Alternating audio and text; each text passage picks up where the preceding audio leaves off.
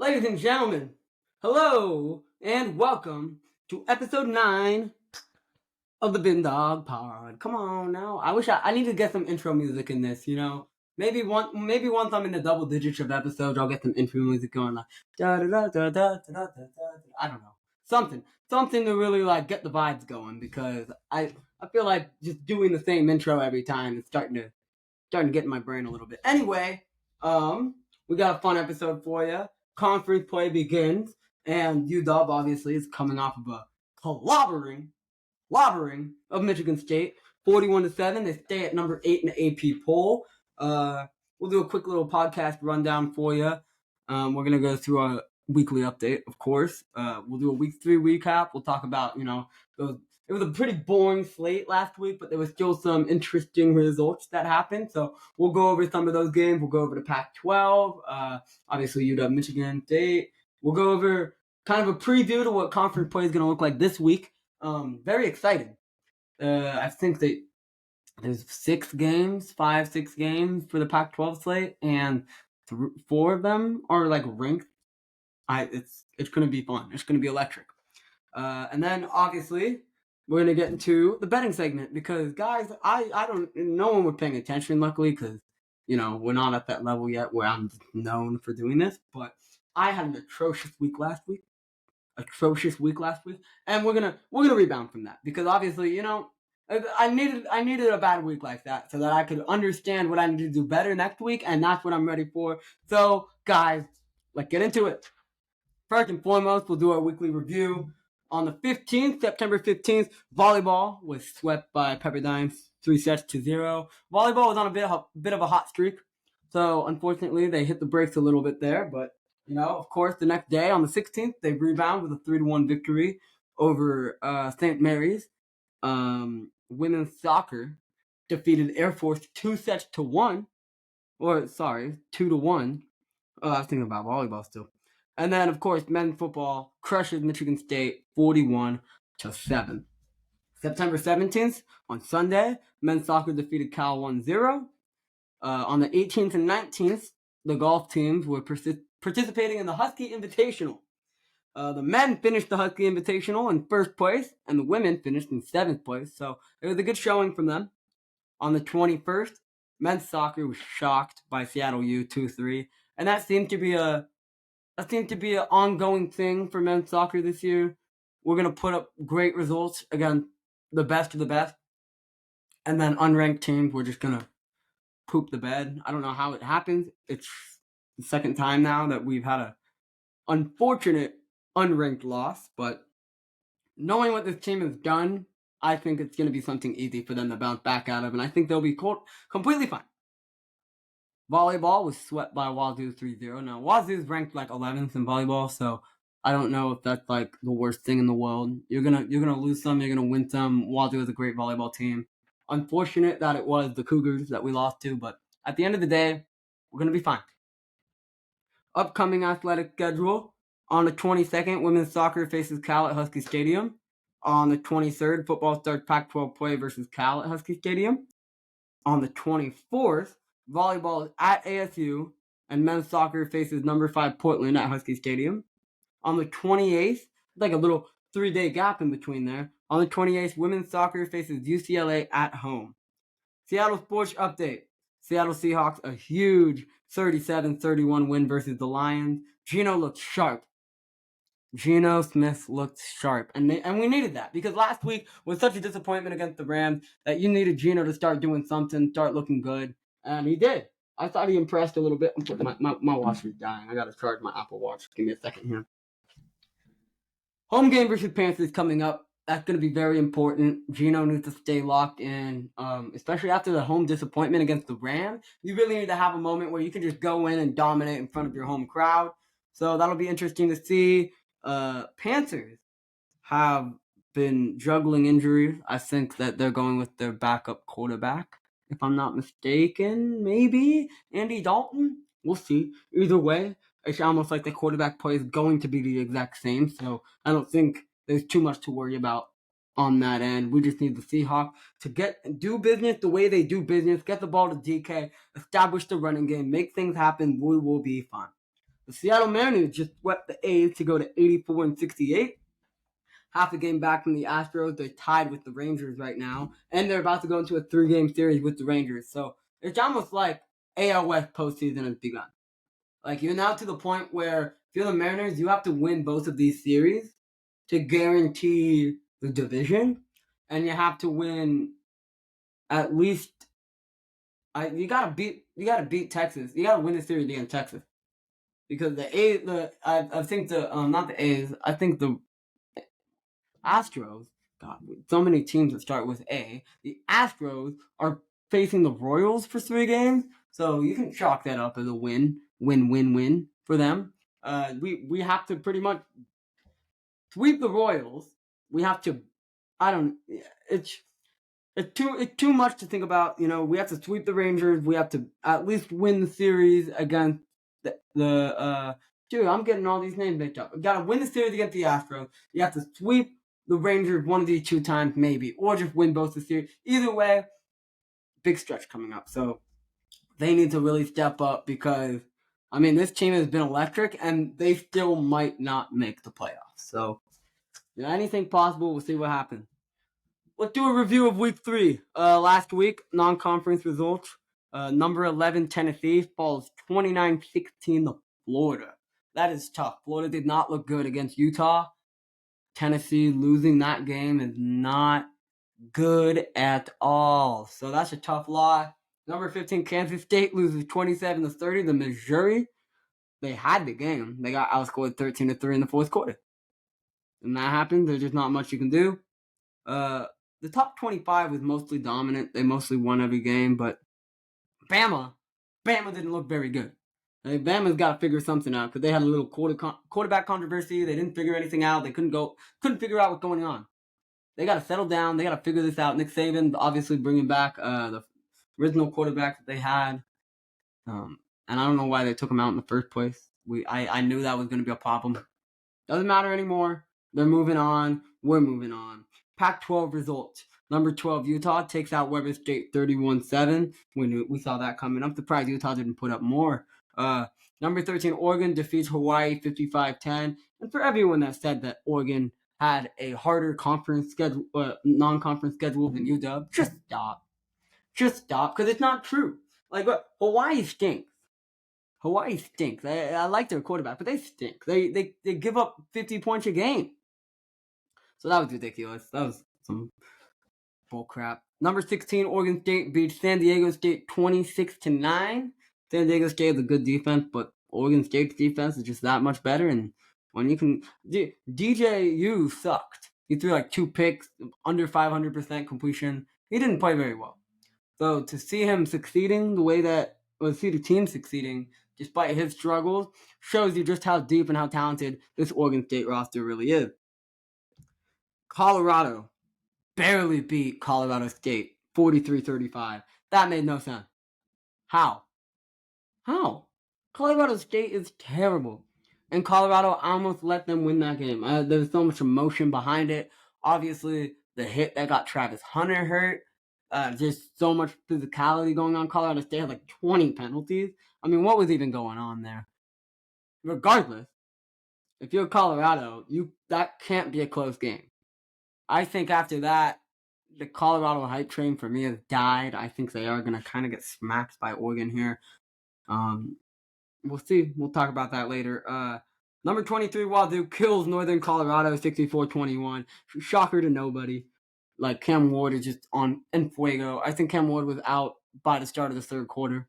Like, and the third stringers were in by the fourth quarter. Like, it was just a killing. It was a brutal murdering.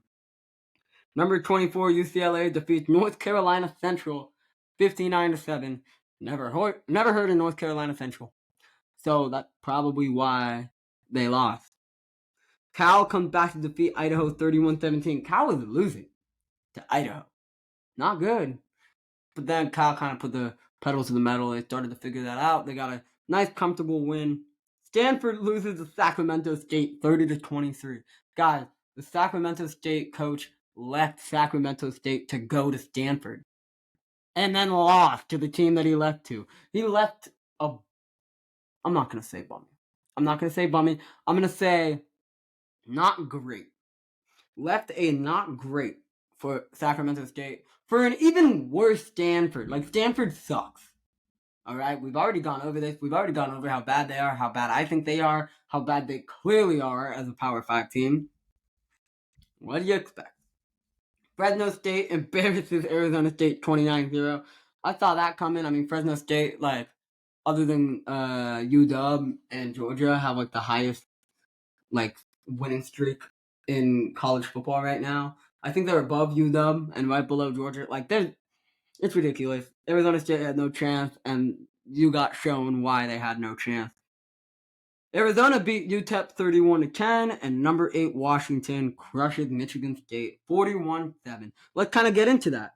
Michael Penix Jr., he's the clear-cut Heisman favorite right now. You can say that that's, me just hyping up a UW guy all you want, but look at the numbers. He leads the nation in passing yards, and Dylan Morris has played in every game so far. So it's not like he's stat padding in the fourth quarter. Like, that's not happening. There's no garbage time with Penix. He just does his thing. They had 35 points at the half. 5 touchdowns and 7 possessions to start the game. It was insane. Watching Penix play, it's just like, it's so cool. Anytime, like, it's crazy because you don't even have to worry about him getting hit because their O-line just protects him. And he gets the ball out so quick. And it's a rifle. It's a snipe to the receiver. And sometimes he'll overthrow it because he's too locked in almost that he just overthrows it. I don't even know how it's happening. He's just like so locked in. He just right over the guy's head. But it doesn't even happen that much. McMillan gave me a near heart attack. I was at Queen Anne Beer Hall watching the game. I almost froze. I almost froze up watching that. Are you kidding me? He's on the ground in pain. He can't get up. And DeBoer came out and said that he was going to be fine this week. So, I'll take it. I'll take it. It was worth the near heart attack if it meant that you were going to be okay, Jalen. Good to go for this week. Not to mention, he looked sharp as ever. Just his playmaking ability after the catch, just catching ability, and then we'll get into Jalen Polk too. Entire team stepped up. They just look very, very dangerous. Penix finished 27 for 35, 473 yards and 4 touchdowns. Rome Odunze, 8 receptions, 180 yards. Jalen Polk, 5 receptions, 118 yards, and a touchdown. And 2 of those 5 receptions were unbelievable. Unbelievable. He's just flying and getting killed in the air, catching the ball, and he hung on. Unbelievable. And he's our number 3 receiver. A lot of teams don't have a number 1 receiver doing that. We are blessed right now with this receiving core that we have. And then Jalen McMillan, 4 receptions, 96 yards. Westover, my boy Jack Westover, 4 receptions, 37 yards, 3 touchdowns. Nobody even wants to cover him. The dude is wide open. Doesn't even matter. No one even cares about him because you got to worry about Jalen McMillan and you got to worry about Romo Tunze, and then you got Jeremy Bernard coming out of nowhere, and then Jalen Polk is wide open. There's so many problems that opposing teams have to figure out. And then there's Jack Westover just chilling. And then if Jack Westover is not there, then you have Colt. Like, they got him. Like, this team is so loaded offensively that it's nice. And then, of course, my boy Mish Powell picked up a big-time interception. First career pick in that Husky role. Gotta love to see that. O-Day, baby. Come on. Let's get into conference play. It's a beautiful week 4 slate. It's beautiful. Especially after what we saw last week. The fact that we are getting what we are about to get. Mwah! It's gorgeous. Let's go through some of the good games. And these are the non-Pac12 good games right here. Number 4, Florida State versus Clemson. That's going to be a nail biter. The fact that I think Clemson's a 2-point dog at home. They lost by 21 to Duke. You think something's wrong? That's going to be a good game. There's something that Vegas knows that we do not know, and I'm very excited to watch that. Number 16, Oklahoma versus Cincinnati. Oklahoma's like a kind of heavy favorite, but I don't know. I think Cincinnati's underrated. I think they could do something with that. Number 15, Ole Miss versus Alabama. Bama. Now, Bama's got something to prove. Bama like 13 right now. Bama's got something to prove. I think it's like a 6.5 point spread. They just went through this whole quarterback controversy crap, and they just had a terrible game against whatever unranked garbage they were playing against. So that's going to be interesting to see how Alabama steps up. Number 6, Ohio State versus number 9, Notre Dame. That is going to be exciting. And don't blame me, but I'm really hoping Notre Dame wins here, because if you see a win from Notre Dame, Ohio State goes back and UW goes in, if you know what I'm saying. We could use every break we could get at this point. I'm sick and tired of being number 8. We don't look like number 8. Whatever. Let's keep going. Number 24, Iowa versus number 7, Penn State. Another great game. I just don't think Iowa has the defense to really get things going. I keep seeing replays of like that electric Trace McSorley at quarterback making that game-winning play against Iowa, and all the Iowa fans are completely butthurt. I would love to see it flip around, and I would love to see Iowa do that to Penn State, but I don't know if they will. So anyway, it's still going to be a good game. Top 25 teams going together. That'll be fun. Let's get into the Pac-12 slate, which, like I said, beautiful. Number 19, Colorado versus number 10, Oregon. Oregon's a 21-point favorite. Travis Hunter's hurt, but is it really going to be that impactful? Do you really think Shedeur Sanders is not going to find a way to keep this game within 21 points? The big thing is that Oregon's defense is legit. Their run game is legit. They're going to win this game in the trenches. And I don't know about 21, but it's hard to say. After that showing we saw from Colorado, it's hard to say Colorado is going to be able to stay in this game. Number 22, UCLA versus number 11, Utah. Now, I tweeted this, but I think UCLA could legitimately win this game. UCLA beat Utah last year, I believe, or was it 2 years ago? Last year or 2 years ago. And they look phenomenal. UCLA looks really good. Chip Kelly knows what he's doing out there. I would take UCLA. And it's like a 6-point spread, I think. Utah 6-point favorite. I think UCLA comes in and shocks them. I think Utah's got Cam Rising coming back. I think Cam Rising, he's rusty. He's rusty. So how rusty is he going to be? And I could eat my word. I could bite the bullet on this one, and I would love to. But I do think UCLA has a good shot in that game. Number 14, Oregon State versus number 1, Washington State. In Pullman, that's going to be fun. Everybody and their mother is taking Wazoo. And I've stood firm on this stance for a while now. It's not going to be Wazoo that wins this game. It's going to be Oregon State. Oregon State has the trenches to win this game. They have the defense to win this game. Cam Ward is putting up godly numbers against fraudulent teams. Wisconsin has no business being ranked. And Cam Ward tore them up. This isn't no Wisconsin defense. This is the Oregon State Beavers defense. Best defense in the Pac-12 last year. I don't know if Wazoo is going to be ready to face this kind of competition, but I'm excited to see it. Arizona versus Stanford. That's going to be a fun game. I don't know what to tell you. Stanford sucks. Arizona's okay. It could be I think Pac-12. It could be anything. Could happen. Anything could go. Number 5, USC versus Arizona State. We know what's going to happen. We know what's going to happen there. ASU sucks. USC is going to beat the brakes off of them. And then, of course, number 8, Washington versus California. The Golden Bears. Berkeley. Let's get into that. UW versus Cal preview.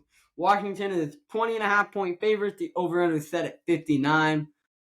Since 2018, Cal versus Washington has been a 7-point game or less. UW killed Cal and covered that 20-point spread in 2017, 2016, 2014, and 2013. Now, 2017, 2016, those were special UW teams when they killed them. I think it's the same deal here. Last year, some growing pains we saw. It was still a good 28-20 victory on the road. They're at Husky Stadium. UW is at Husky Stadium, and they have a message to send. I think a big win is due. Cal's defense is obviously going to be the biggest test used so far for UW. So, will they score 40? Maybe not. But I think that they're going to put up at least 35, and I think they're going to have a great game. Takes a special team to destroy Cal, like I said, and this team is special. Penix has to be sharp early. We need to see 3 touchdowns in the first half. They need to pull away. It needs to be a 21-7, 21-10, 21-14 game going in the halftime. And then from there, UW take care of business. But you need to get 3 scores in the first half. You need at least 17 points. Otherwise, anything can happen. And if you're going to leave the table for anything to happen, especially Pac-12 after dark, we're not going to like it. My prediction, 38-20 UW win. I think Cal's just going to find a way to score points. That's what they do. UW defense is as great as I think UW defense has been phenomenal, but they still like to give up points. And I think Cal is obviously better than Tulsa.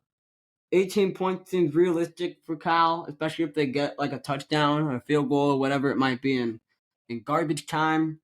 I think that I think UW's gonna be up early and they're gonna take their foot off the gas. That's what I'm predicting. I'm excited to see what actually ends up happening. Let's go into the most dreaded segment of all, the betting segment. Vinny had a terrible week last week. Vinny went 1 for 4.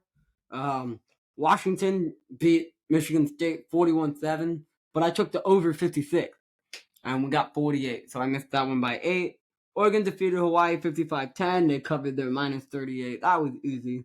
That felt like free money. I don't know why I didn't just put everything I owned, my house, on that.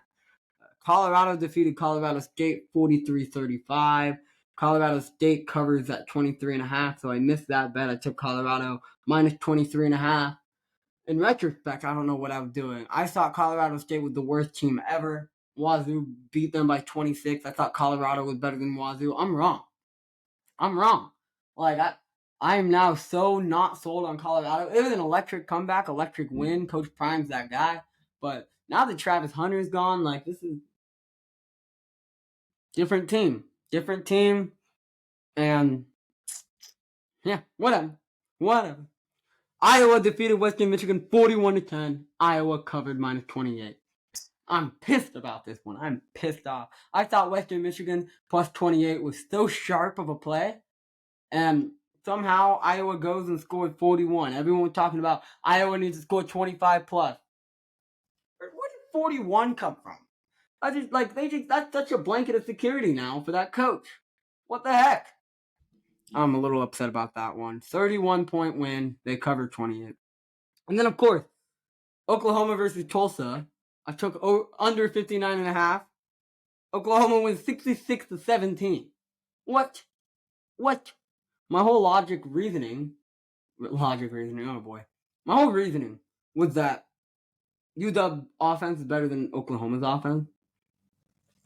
I guess I'm wrong. I don't know. Oklahoma just destroyed Tulsa. So the over slam. I went 1-4. I'm 8-13 overall. I badly need a 5-0 week. I go 5-0 and we're back at even. And everything changes. Do I fade myself? Do I start thinking, hey, maybe I just need to go differently? Maybe whatever I think's gonna happen, maybe I bet the off. No. That's not what we're gonna do. Because I'm ready this week. The road to perfection begins here, and just listen to these picks, and you're gonna agree with me. First and foremost, Oregon State -3 at Washington State. Like I said, Wazoo was at an all-time high. They beat Wisconsin, fraud. They beat the garbage North Colorado. They beat Colorado State. I'm waiting to see the test. This is the test. And a 3-point favorite for Oregon State. I think Oregon State wins by double digits. I feel pretty confident about that. It is the Pac-12 championship. Like, we can't forget that. This is the Pac-12 championship. This is a pretty electric game. Oregon State's going to win in the trenches. I think Kim Ward struggles against a better defense. Give me Oregon State -3 on that one. Second game, Texas -14.5 at Baylor. Give me Texas -14.5. Baylor lost by 11 to Texas State. They stink. They had the game won against Utah. They choked. They stink.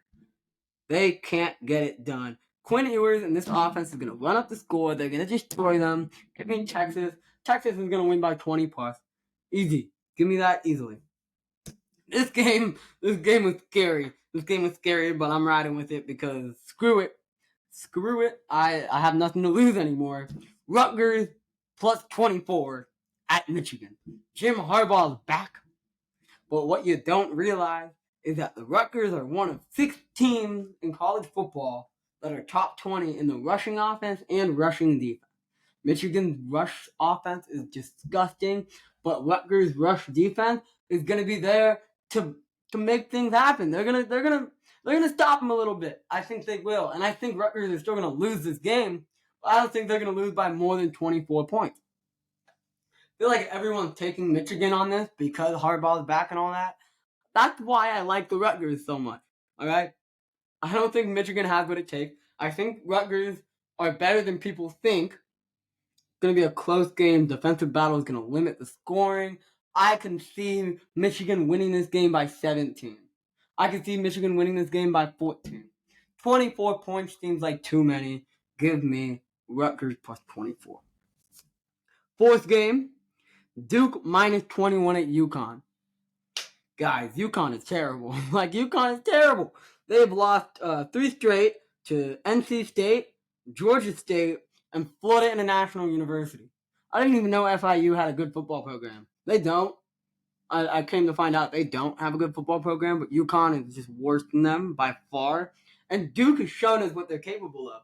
Duke has won by 21 plus in all 3 of the games that they've played, and they've played 3 better opponents, in my opinion, than UConn. I mean, UConn stinks. Give me Duke minus 21. I think they blow UConn out of the water. In my last game, I didn't take any over-unders this week because clearly I have no idea what I'm doing when I do that. I'm just going straight spread. Give me this one. Notre Dame plus 3 at home versus Ohio State. The Irish haven't won against Ohio State since 1936.